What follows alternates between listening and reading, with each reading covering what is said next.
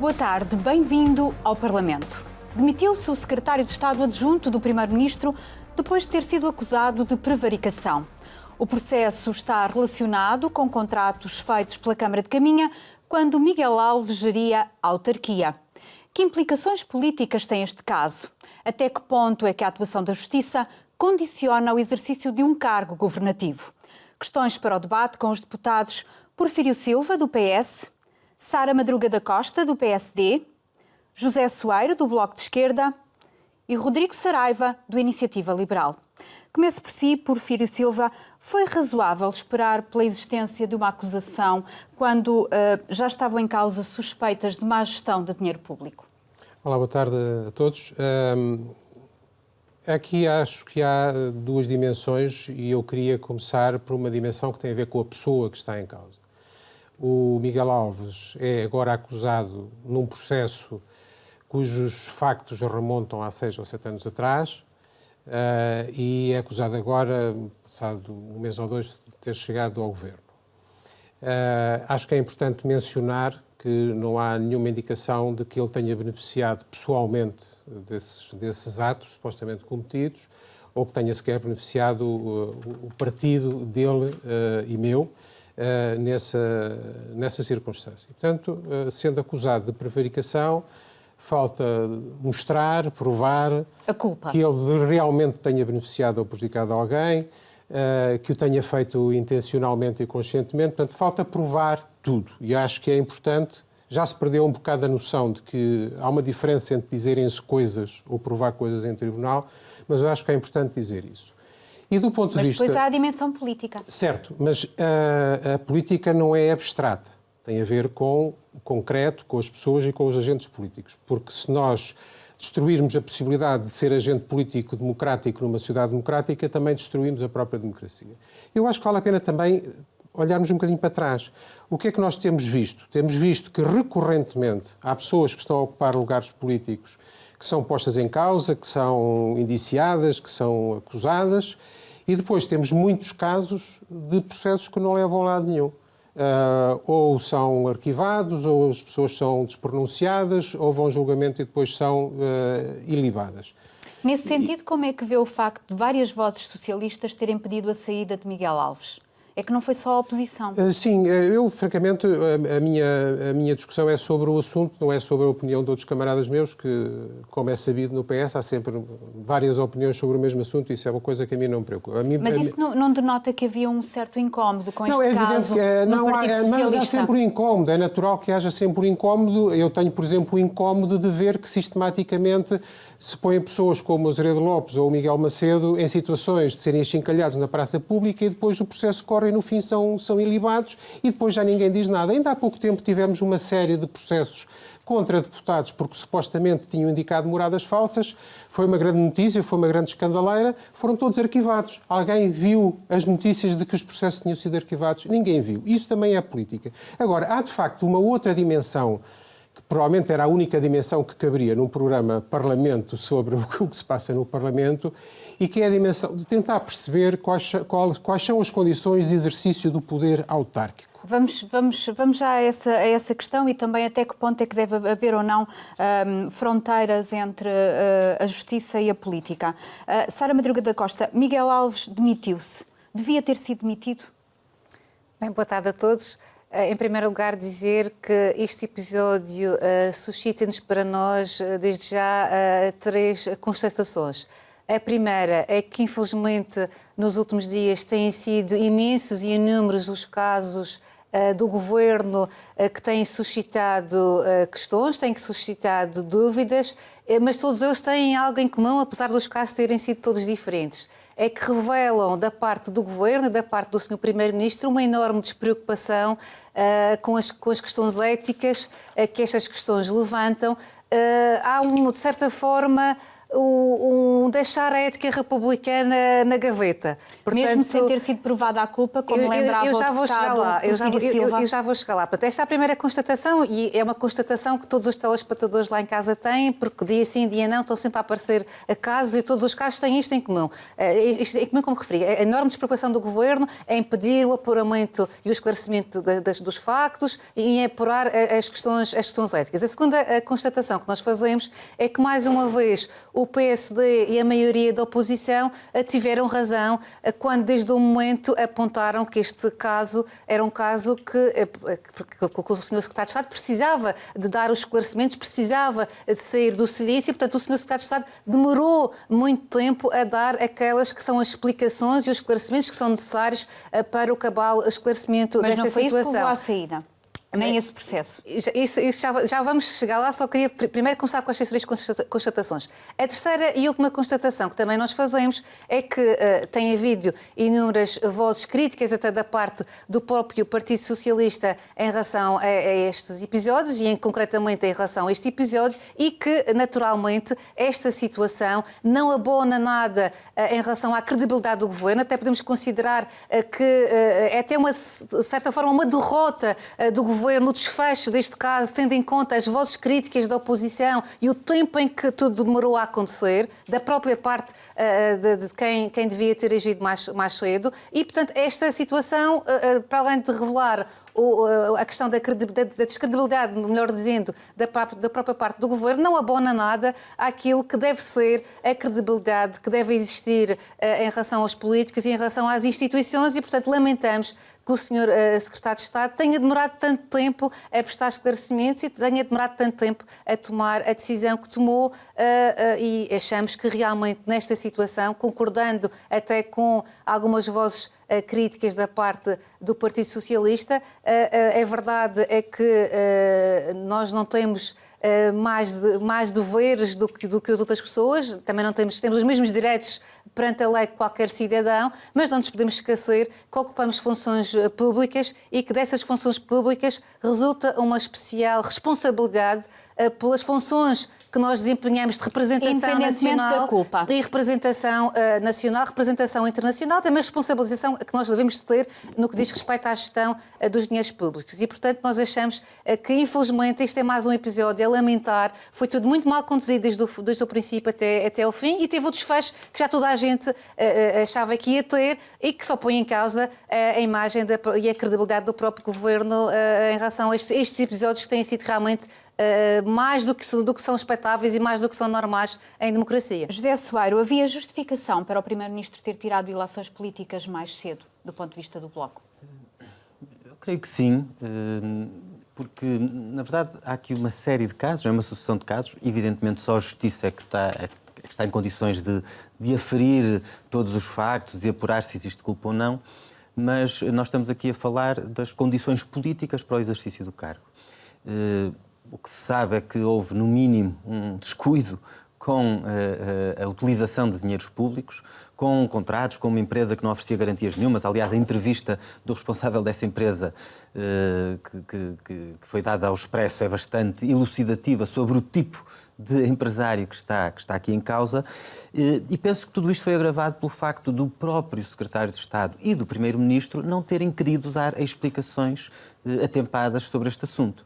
E o Secretário de Estado chegou a dar algumas. Sim, mas demorou muito tempo até falar e quando falou, aquela entrevista que deu, em que basicamente diz: eu estou a ser perseguido porque sou de Caminha e existe aqui uma perseguição quase regional pela minha origem territorial. Ou só olham para mim agora porque eu sou secretário de Estado, mas com certeza, quer dizer, o escrutínio público resulta também das funções que ele tem agora, mas isso é normal, é natural, e eu penso que essa entrevista causou muito incómodo, não especialmente sequer no Bloco de Esquerda. Houve várias vozes do Partido Socialista que manifestaram o incómodo com esses argumentos e, portanto, creio que muitas vezes nestes casos o Primeiro-Ministro tem utilizado a maioria absoluta com uma arrogância de quem não precisa dar explicações, de que está, digamos assim, protegido do escrutínio por essa maioria absoluta. Não é só neste caso, estou a falar de outros casos de escrutínio que o próprio Parlamento tenta fazer.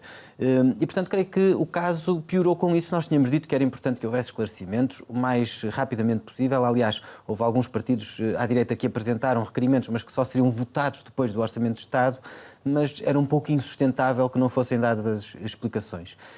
Provavelmente, no momento em que o Secretário de Estado apresentou a demissão, já muito pouca gente, porventura só ele próprio, o Primeiro-Ministro, é que ainda achavam que havia condições para o exercício político daquela função, neste contexto, evidentemente sem retirar o que caiba à Justiça apurar, que naturalmente existe essa dimensão e tem que ser respeitado.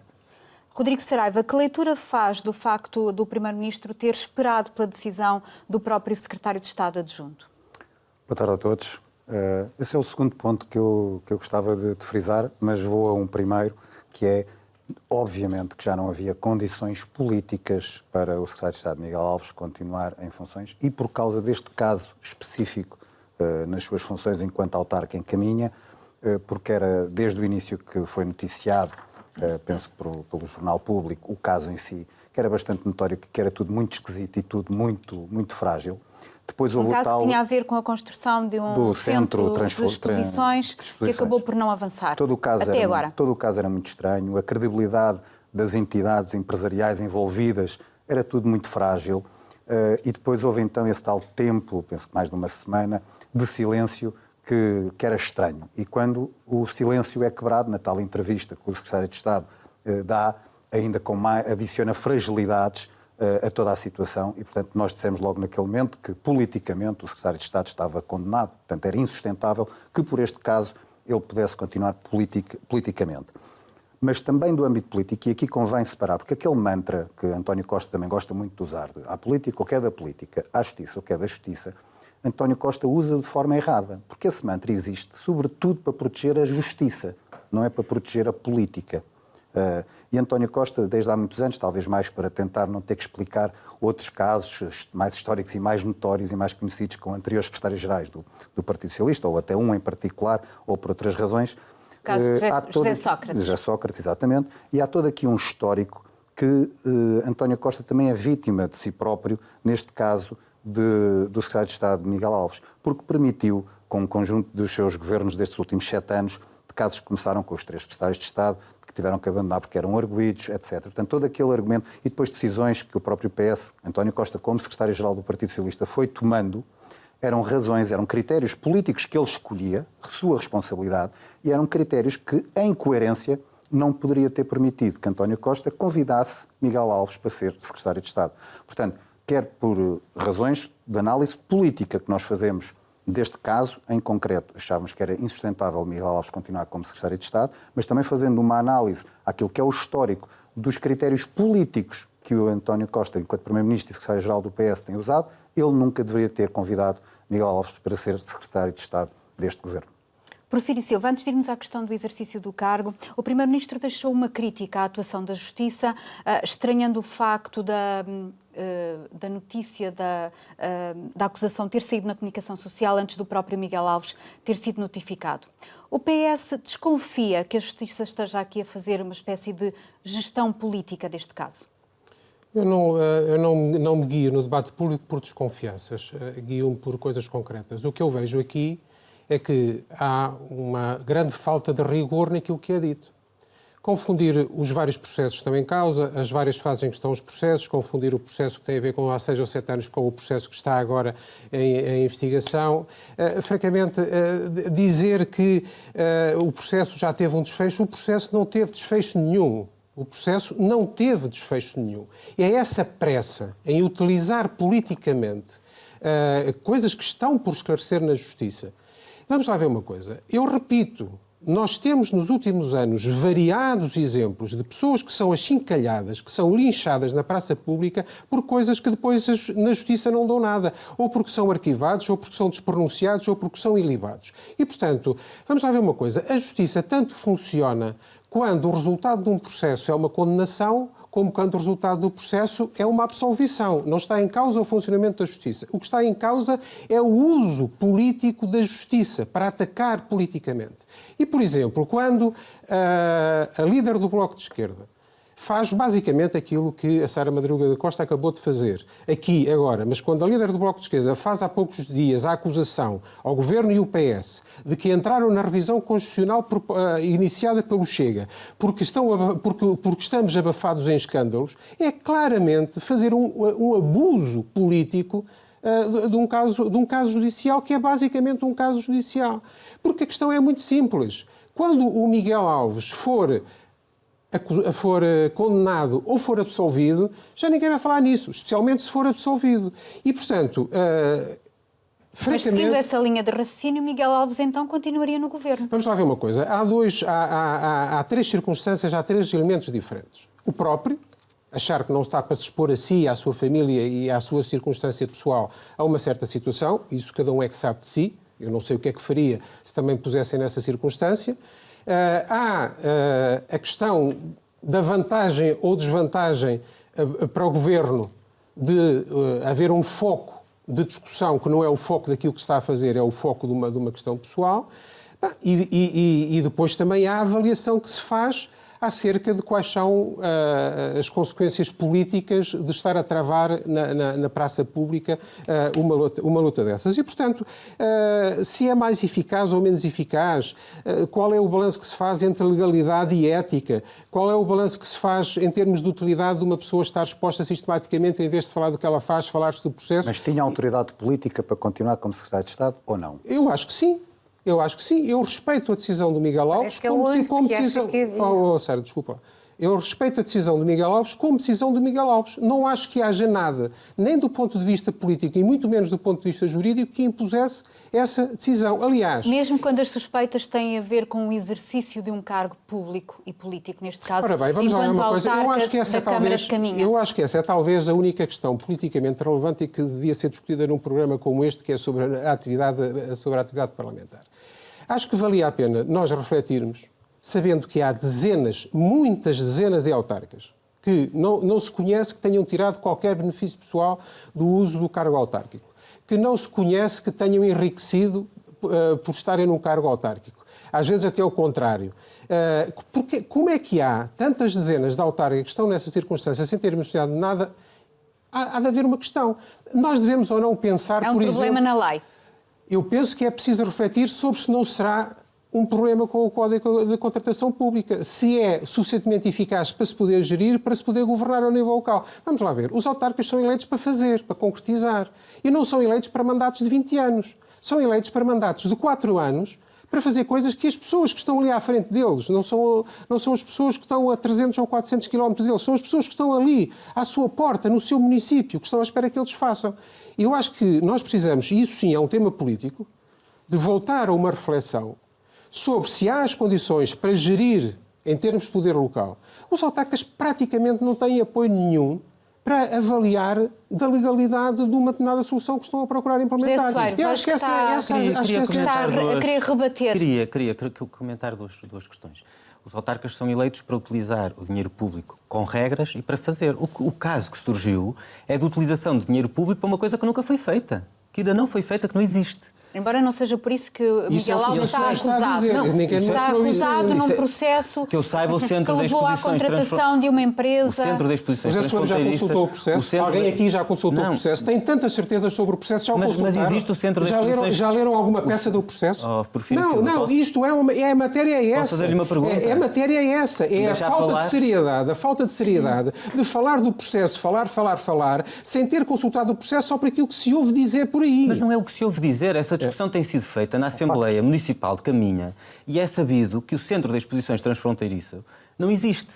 E a decisão de Caminha foi, aliás, contrariada em Alfândega da Fé, onde o autarca, também socialista, acabou por entender que o negócio não era proveitoso para a Câmara. Com as mesmas empresas que fazem esta espécie de parcerias público-privadas, recebem dinheiro adiantadamente e depois não fazem aquilo com que se comprometeram. E, portanto, no mínimo, há aqui um interesse público que não foi calculado. Mas eu gostava de comentar outra coisa. Porque eu não percebo porque é que o Partido Socialista quis ir à boleia do Chega para fazer à pressa, a meio do orçamento. Repara, as propostas de revisão institucional vão ter que ser... Não, eu estou a responder a uma coisa que foi dita. Eu, de facto, não compreendo porque é que o Partido Socialista quis ir à boleia do Chega, fazer uma revisão constitucional, fazer uma revisão constitucional à boleia de um calendário do Chega Haveremos de fazer esse debate. Deixe-me só acabar de até você individualmente pode abrir um processo de revisão constitucional. E vou pedir ao Porfírio Silva que não me interrompa, porque eu também não o interrompi.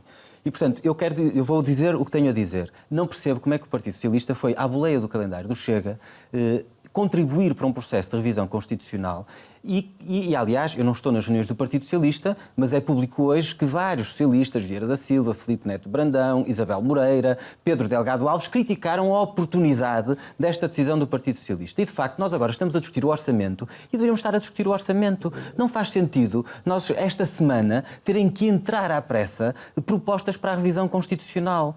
Porquê? A que propósito? Com que prioridade? É para disfarçar os casos, como disse, como disse Catarina Martins.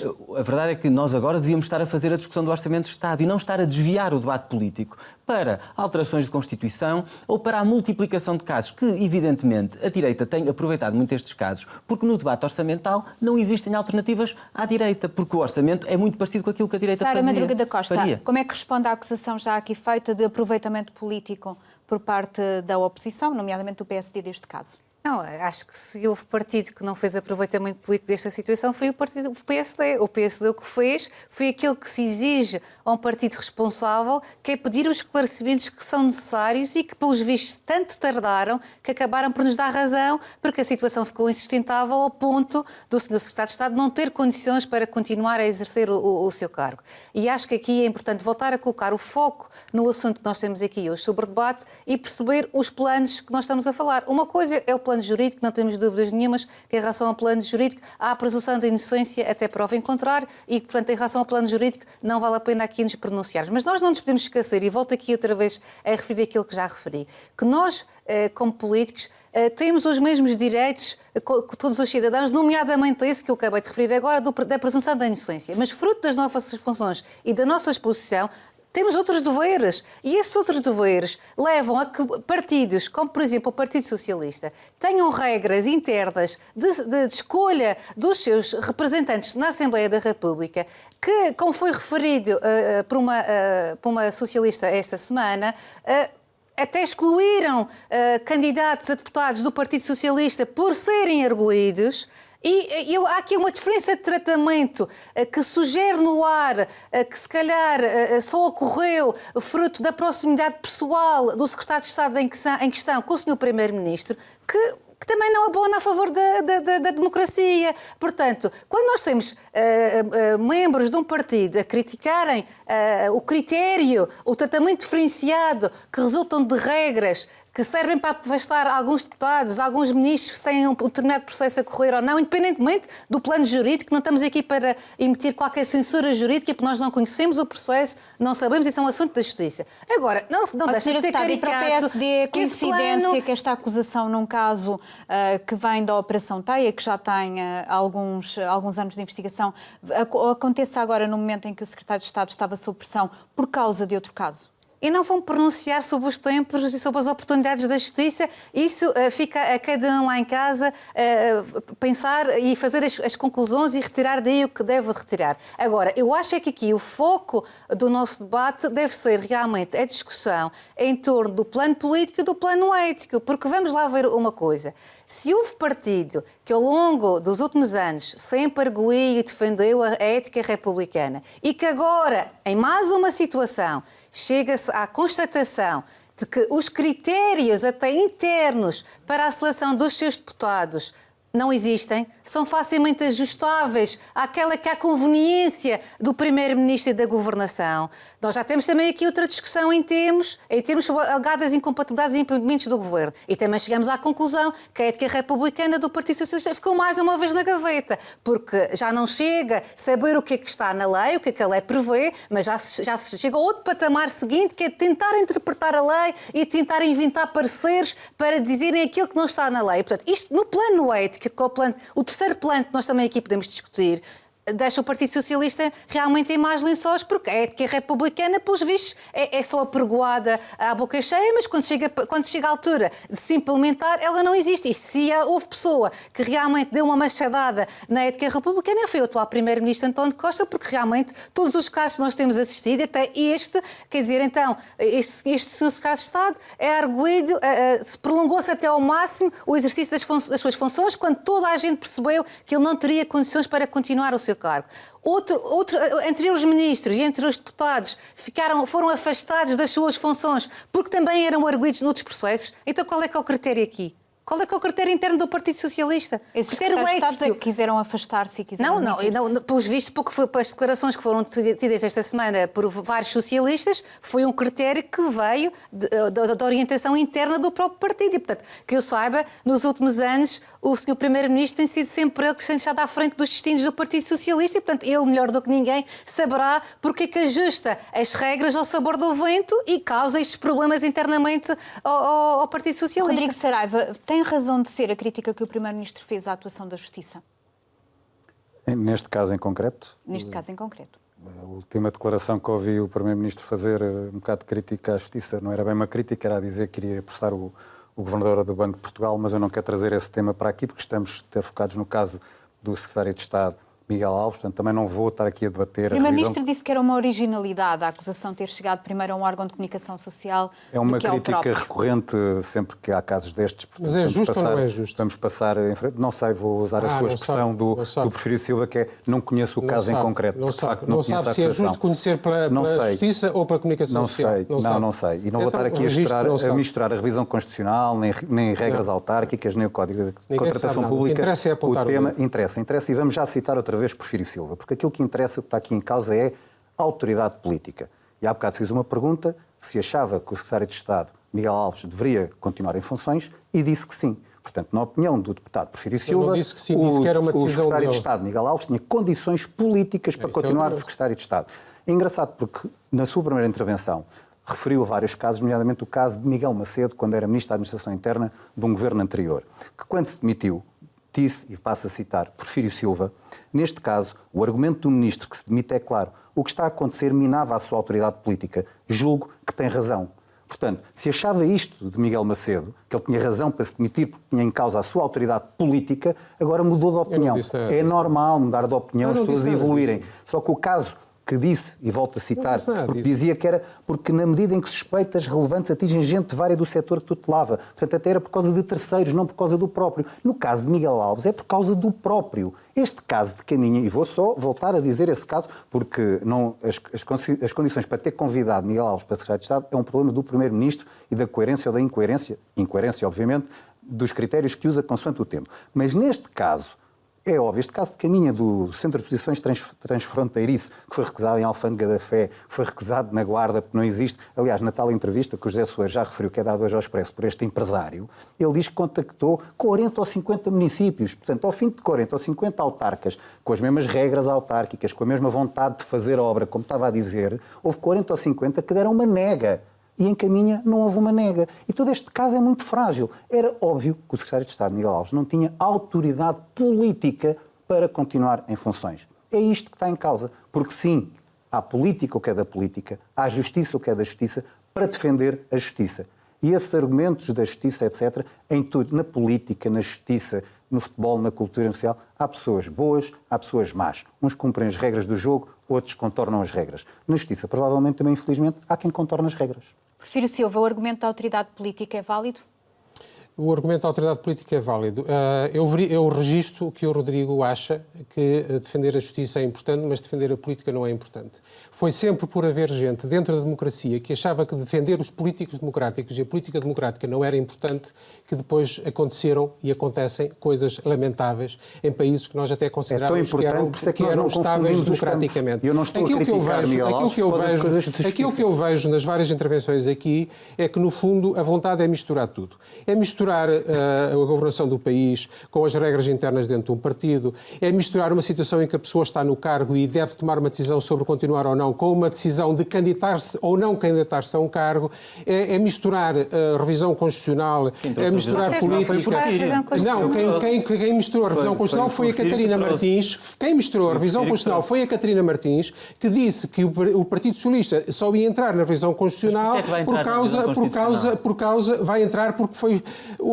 Vamos lá ver uma coisa. Uma pessoa que é deputado não pode invocar ignorância, não pode invocar ignorância para não fazer de conta que não sabe que qualquer deputado pode explotar um processo de revisão constitucional. A partir do momento em que entra o projeto, há 30 dias. Eu também acho que é pouco sério que o Chega apresente um projeto de revisão constitucional num calendário destinado a suplantar o calendário do Orçamento de Estado. Não podia haver. O calendário está fixado constitucionalmente. Isso é outro debate e vamos fazê-lo seguramente no outro dia. Muito bem, para terminar, há vários planos. Uma pessoa pode decidir que não tem condições ou que não está para aturar um linchamento na praça pública, estilo Idade Média, que é aquilo que está a ser feito, que é misturar tudo, e qualquer pessoa pode decidir, eu não tenho a obrigação de aturar isto. Politicamente, o Primeiro-Ministro e o governante que faz parte desse governo podem decidir, não há condições, porque as pessoas vão passar o tempo todo a falar disto em vez de falar daquilo que o Estado está a fazer. E isso prejudicaria também a ação governativa. Mas há uma distinção entre isso, que é um critério de oportunidade política. O que é melhor, o que é mais eficaz, o que é menos eficaz, o que é mais justo, o que é menos injusto. Há uma diferença entre isto, ou nós estarmos, como já hoje aqui se viu, as pessoas a dizerem que o processo terminou, já vimos qual é o desfecho. Não houve desfecho nenhum.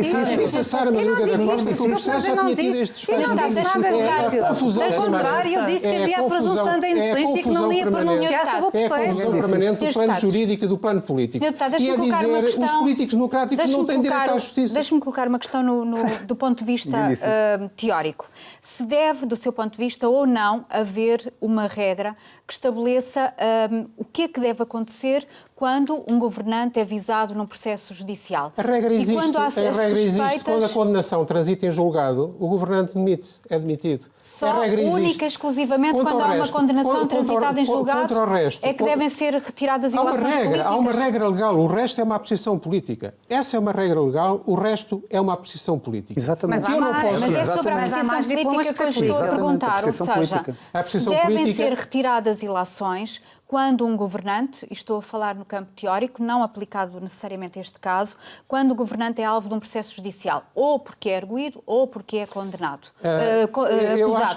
Eu não sei se toda a gente sabe isso, mas convinha saber que existem imunidades parlamentares para evitar que, por via de processos judiciais ou coisas parecidas, se possa remover um inimigo político sem ser por meios políticos. É por essa razão que existem imunidades parlamentares. Também pode ser retirada e levantada, mas também há o Parlamento de Conduta que se aplica aos membros do governo, o que se devia aplicar aos membros do governo. Se tenta que, por via de uma conjugação de informações vagas, de coisas que se dizem na comunicação social. Já hoje aqui vi citar coisas que supostamente foram ditas nos órgãos do PS e que não é verdade, não foram ditas nem por essas pessoas. Pois é isso, confirmou pelas notícias. Eu dou credibilidade ao jornal público. O que nós estamos a fazer, o que nós estamos agora a fazer com todo este processo é dar ao poder do linchamento público remover, sem ser por formas democráticas, um governante ou um deputado ou um autarca das suas funções. Porque há formas prescritas na lei para remover uma pessoa que incumpre, uma pessoa que comete um crime, uma pessoa que comete uma irregularidade. Do seu ponto de vista, não há lugar a consequências políticas pelo simples Eu não facto... consigo ouvir o que a Luísa está a dizer porque está toda a gente aos gritos ao mesmo tempo. Do seu ponto de vista, não há lugar a retirar consequências políticas só pela condição de arguido ou acusado num processo que tem diretamente a ver com o exercício de um cargo público. Eu acho que não há condições para haver uma regra que se aplique universalmente a todos os casos e penso que o histórico demonstra que não há condições para isso. Provavelmente, um erro que se tem cometido nos últimos anos, é achar que podemos resolver situações complexas diferentes umas das outras com uma regra que se aplica a todos os casos. Aliás, eu já disse isto essa semana anteriormente, aliás, uma crítica à técnica com que o Governo tem seguido, que é está arguido, sai. Eu acho que a prática demonstra que essa regra não resulta, dá mau resultado. Porque se nós tivéssemos uma sequência de casos em que as pessoas, quando são postas em causa, na maior parte dos casos, finalmente vê-se que são culpadas, são condenadas e, ok, foi bom, foi correto pô-los em causa, isso era uma coisa. Agora, quando nós aplicamos, quando nós vemos uma série, quase em termos estatísticos, e vemos que grande parte dos casos, as pessoas que foram postas em causa, que foram obrigadas a admitir que as suspeições foram libadas, isso significa que essa regra, como regra geral universal aplicável cegamente, não funciona. Eu queria referir aqui uma questão importante que certamente o Sr. Deputado Porfírio Silva não desconhece, até porque foi aprovada recentemente e que é uma regra que se impõe e que vincula os membros do Governo. Foi aprovado um Código de Conduta que é aplicável aos membros do Governo a 9 de maio de 2022, para o Conselho de Ministros, que estipula uma série de padrões de conduta com certas regras de transparência que já são ou já deveriam ser aplicáveis aos membros do Governo. E, portanto, é mais uma vez, colocamos aqui a questão. Então, existem leis para serem aplicadas. Até existe um código de conduta que deve balizar o comportamento dos membros do Governo. E o Primeiro-Ministro continua a fazer tábua rasa destas regras e até da própria ética republicana. Em que é que essas regras se aplicam a este caso? Aplicam-se porque... Não, diga lá em concreto. Há uma especial responsabilização. Não diga coisas vagas. Diga qual é a regra que se aplica a este caso. Você falou da ignorância da lei. Certamente, como também... Certamente conhece o Código de Conduta. Está no Código de Conduta. Você já se tem o Código de Conduta. Não, estou a dizer para dizer qual é a regra do Código de Conduta. São os padrões estão estabilizados. São padrões estão estabilizados e que devem balizar a atitude dos membros do Governo. É a invocação genérica de coisas sem concretizar. Foi o seu Governo, relembro. Estou-lhe a pedir para dizer qual é a regra que se aplica. Se continua a me interromper, não consigo explicar. Eu relembro. Há alguma regra relacionada com a situação de arguido? Isto são regras, são princípios orientadores. Mas a verdade é que eles existem. Diga lá qual é o princípio que devia aplicar-se neste caso e não foi. Pode-me deixar acabar? É que estes princípios existem. Este Código de Conduta foi aprovado pelo atual Governo. E, portanto, mais uma vez se percebe que as regras, que as leis que existem, que estão em vigor, não são criadas. Não, isto responde à pergunta. Não, responde à pergunta. Isto responde à pergunta que existem especiais deveres de conduta que são aplicáveis aos membros do Governo. E, portanto, os membros do Governo, como eu aqui referi, volto outra vez a frisar, não têm menos direitos do que um cidadão normal, mas têm deveres acrescidos. E eu estou aqui a dar um exemplo. E é um Código de Conduta que estabelece os membros do Governo. Não misture tudo. Não estou a misturar, você que está a misturar. Não, eu não estou a misturar tudo. Há um Código de Conduta que foi aprovado. Não há nada em causa com o comportamento do membro do Governo neste caso. Isso é você que está a dizer que não há. O que eu estou a dizer é que todos os casos que foram citados não têm nada a ver com o comportamento do que está citado enquanto membro do Governo. Eu estou aqui a dizer é que há um Código de Conduta e que aquilo que diz não é verdade. Já o disse. O que eu queria perceber é se, do ponto de vista do PSD, a situação de arguido, por exemplo, deve servir como impedimento para funções governativas. Eu já referi aqui que esse é o plano jurídico que nós consideramos que um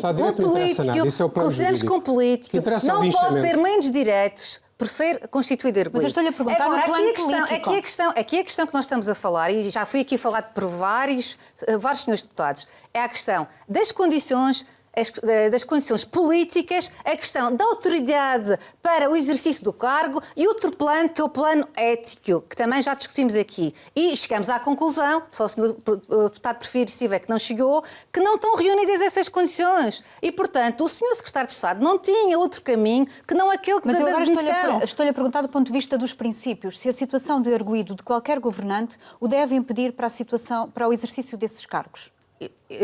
Como eu já referi aqui, isso é uma questão do ponto de vista jurídico. Cada caso, naturalmente, é um caso. Nós já falamos aqui, eu não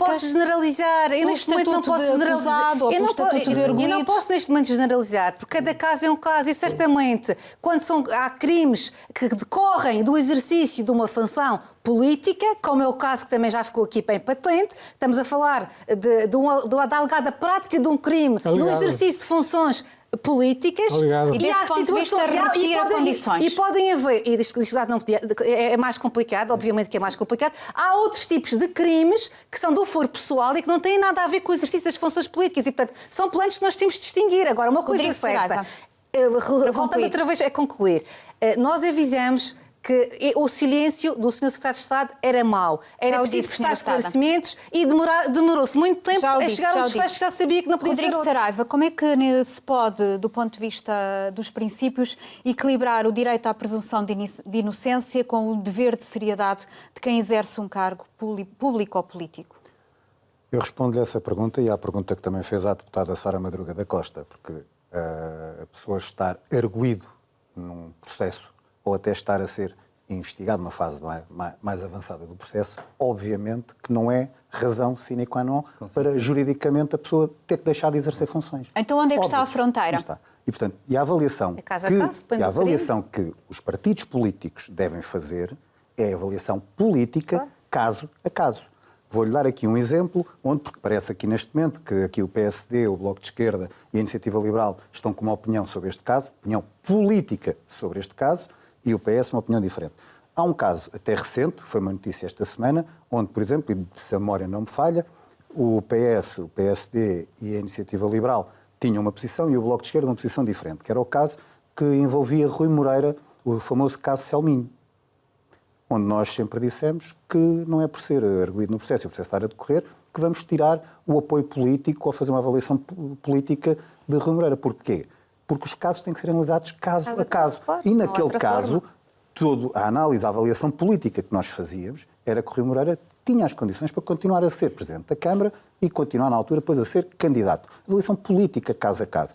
E o Porfírio escusa de vir também fazer aqui acusações que se misturam assuntos, etc. ou não. Porque, por exemplo, ainda recentemente, no caso das incompatibilidades, são casos diferentes, eu sei, mas no caso das incompatibilidades, houve até pessoas que ficaram surpreendidas com a posição da Iniciativa Liberal relativamente à forma como avaliou, por exemplo, o caso do Ministro Pedro Nuno Santos. Como tinha sido feito com uma avaliação diferente, tinha feito do caso da Ministra Ana Abrunhosa. Porque os casos, politicamente, que é aquilo que importa, eu sou desde o início, é a terceira vez que estou a falar e volto a dizer desde o início. Então onde é que está a gravidade especial neste caso em concreto? Porque analisando, há aqui, volto a dizer, há aqui uma questão que é António Costa, como governante e como secretário-geral do PS, tem tido um critério e, ao levar Miguel Alves para secretário de Estado, foi incoerente no critério que estava a ser usado. Isso é um ponto.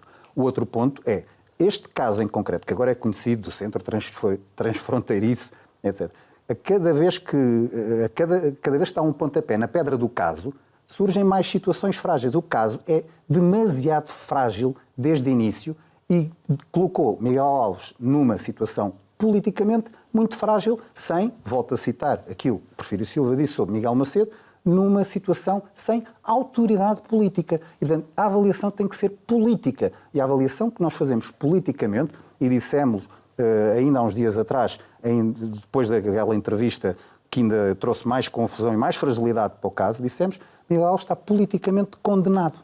É tão só isto. E não no aspecto jurídico, como é claro óbvio, que ainda não não tem está. a presunção de inocência, como é óbvio. Com certeza. José Soeiro, o Primeiro-Ministro admitiu que sabia da condição de arguido quando convidou Miguel Alves para o Governo. Isso devia ter sido por si só um impedimento? Deveria ter suscitado uma avaliação política do Primeiro-Ministro relativamente a isso. Mas eu quero responder também à pergunta. Evidentemente que ser arguido não significa que a pessoa deva abandonar um cargo público, que até ter uma acusação que seja feita não quer dizer nada sobre a culpa da pessoa e, portanto, uma acusação não é uma condenação.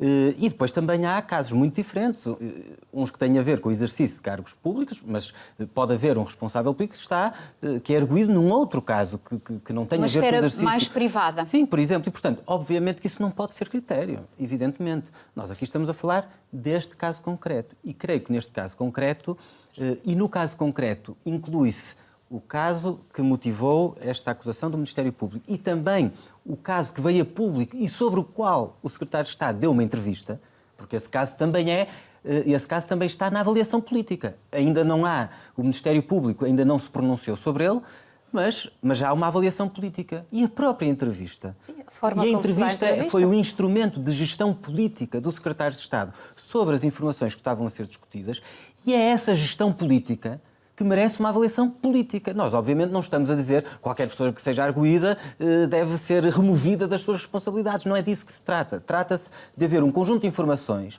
em que conta o caso da Operação Teia e em que conta esta situação de Caminha e de um centro de exposições que não existe e de uma empresa que é altamente duvidosa. E o que, argumento já várias vezes invocado por Porfírio Silva, de que muitas vezes depois essas suspeitas não dão em nada.